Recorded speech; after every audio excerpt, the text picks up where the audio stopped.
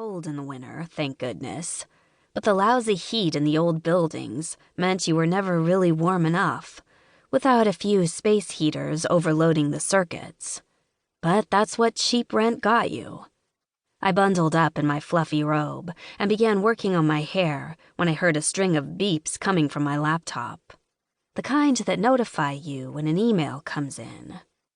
I heard a few more. Then I heard a bunch. Beep, beep, beep, beep. And suddenly, my little laptop wouldn't shut up. What the hell?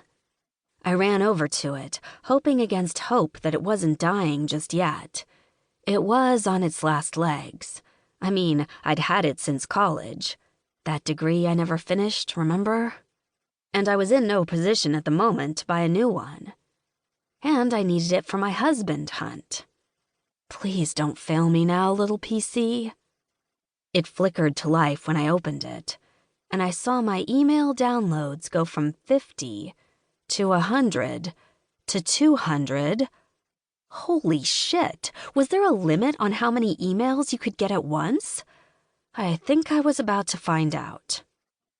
The messages, which kept scrolling by as they downloaded too fast for me to read, numbered upward of 300 in just minutes.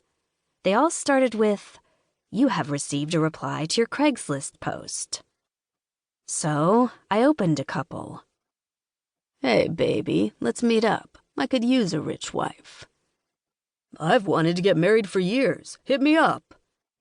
"I'm not in it for the money, I swear." "You sound like a nice lady. Let's get married. I promise I won't bother you. My dark days are behind me now." Good grief. Is this what Craigslist got you these days? I didn't expect Prince Charming, but I wasn't expecting abject bottom dwellers either. The emails continued to scroll by, finally slowing as they approached a count of 400. Then came the dick pics.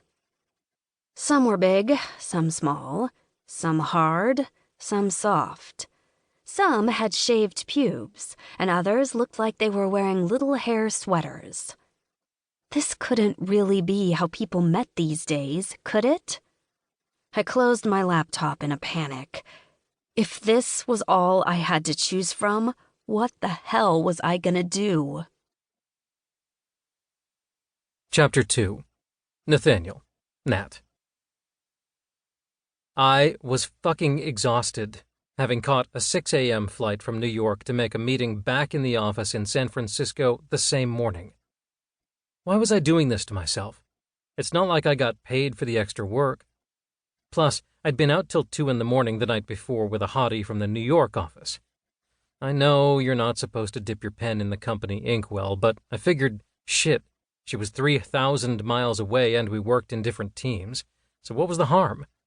Besides, I hadn't fucked her, but she did give me the blowy of a lifetime. I'd had just enough time before my meeting to run out for a third cup of coffee. At all costs, I avoided the free slop from the company lunchroom. I left that for truly dire emergencies, and I wasn't that bad off yet. On my way out, I stuck my head into my boss's office. She had a real office. It had windows and a table in the corner where she could hold small meetings, and a door that closed. My office, on the other hand, was an interior one that was more like a converted broom closet. But hey, it was a step up from the cube I used to camp out in. "Sandra, you want a coffee? I'm running out," I asked. She looked up from the papers she was poring over. Damn, she looked more tired than I did. "No, thanks, Nat. I'll just grab some from the break room." Yuck. Suit yourself. As I was exiting the building, my cell rang. It was Rick Jones, one of the guys from the Dolphin Club, a bunch of crazies I swam with every so often in the freezing water of the San Francisco Bay. "Hey, buddy," I answered. "Nat, how are things?" Jonesy asked. "Ugh. Dude, I'm so exhausted. Just got back from New York in time for an 11 a.m. meeting with a big client. God, they're working you hard. I know, right? I'm just hoping it pays off when they're adding new partners to their roster at the end of the year," I said. "Yeah, man, good luck with that. The hours I worked to become a partner at the firm here just about killed me. But I have to say..."